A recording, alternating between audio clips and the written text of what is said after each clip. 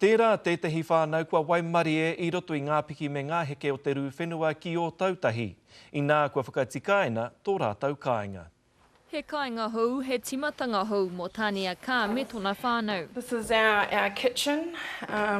We were able to choose the colours, so we wanted to give it the bright look. I raru te whare I te rū nui tuatahi I te tau 2010, e rua tau ki mua ko whakatikaina tō rātau whare. Yeah, we're really excited to come home because at the moment we've been living in West Christchurch, which is the Riccarton area, and it's been an hour's drive every morning to get the kids to school. Ai tā Tānea kei te mau tonu te mataku o te rū ki ana tamariki, engari mā nei whakahoutanga ki tō rātau whare e tau wai te auhi. And as you can see, they call this a serious colour. There won't be too many nightmares. There'll be lots of smiles and happiness when the children move back in here. Koe nei te huarahi o Tānea, engari mō ētahi o ngā whare o ona hoa noho, kaore I Waimari e. Broken people around here, broken homes, broken people. We are probably one of the positive outcomes, but around us, there's still people in limbo. Aha kua kei te aroha mō ngā taumahatanga e ngau tonu nei I tana hapori, me a ngā whakamua te mahi ka tika. Fingers crossed that there's no more significant earthquakes that's going to possibly put us back again to square one. Ko te tikanga ka hoki mai a Tānea me tōna whānau ki tō rātau whare noho ai I te rānei. Irina Smith, Te Karere.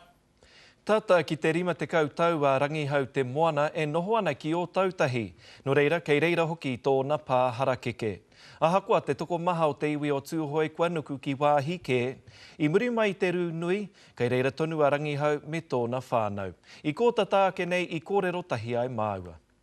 E maha tonu rātau I wehe atu. Wetahi ko hoki atu ki Rotorua, ko hoki atu ki te wā kāina ki roto tui te rohe o tūhoi. Whānui ko wetahi ko wehe atu ki Aitereiria. Ko te toko iti noho, kai konei e nari kai te pai nai nei.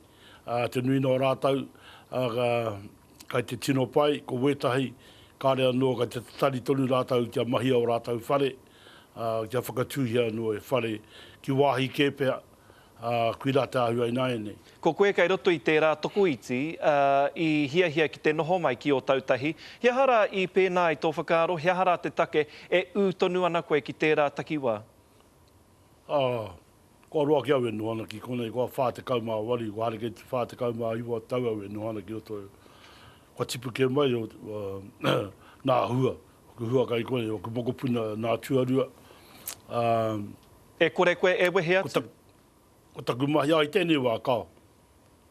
E nari a tōna wā ka tiro hi anō pēr. E nari kāre noa ki tino ana whakamua mō tēnā. I pēhea rā o whakaaro ki te whakamaharatanga I whakahaerehia inanahi ara ngā kaupapa, ngā karakia I tēnei wiki. Ko te whakaaro nui ke, kia hau ko te huna. I pare kuratia o rātau whānau. Ki nā whare nunui o te taonei, ko nahoro katoa, te mea, o e rā mahi katoa. Kia au kai te pai tērā nā te mea ka tāia ki te hana whare, e nari ko tāu te tanata e kore tāia ki te hana. Kāti ko te whakaaro ki ana mokopuna te take I hunuku ai a te rau aroha taiapa I o tautahi ki te whanganui ātara I muri mai I te rū. Ko tītahi te tapa taone o te whanganui ātara I whiria e tēnei whānau taiapa, hei wāhi nohoanga mā rātau I muri I te rū ki o tautahi I hui tanguru. My grandkids actually, they felt it everywhere and they always said to me, Nan, we're not safe, we're not safe. Ko tahi tau kua pahure mai te rū, heoi he mahara e kore rawa e mimiti. You get really teary because it's your home place and you wish you were there, but you know, for the sake of you and your family, you come somewhere safe. A ko awhi whānau tētahi rōpū o te hāhi mihinare, I mahitahi ki te puni kōkiri ki te whakaea I nāhiahia o rātau I pāngia e te taumaha o te rū. Ko ngā wāhine, ko rātau ngā mea I mua e haere ana rātau ki te aru moni, aru kai, aru e ngā mea e kia āta whai o rātou nei tamariki. He oe kāre I mutu wana mahi tautoko I tē rātou, he maha tonu nā mahi kaimu I Iaia me tana rōpū. Iaia pūnei e rapu tonu ana e tahi o mātou iwi, he kai mā rātou. Tino pauri tonu kei kona tō mātou pihopa, ha John Gray, ko tōna nei tūranga, he awhi whānau tonu ana. He oe mōrau waroha, a hakua kua whaioranga anō ki taone kē, kai te karanga tonu te haukaina ki Iaia. I'd like to go back to Christchurch, you know, we used to have monthly lunches and all that sort of stuff, yeah. Hei nā tau tata nei pea, ka ea nā hiahia o tēnei whānau.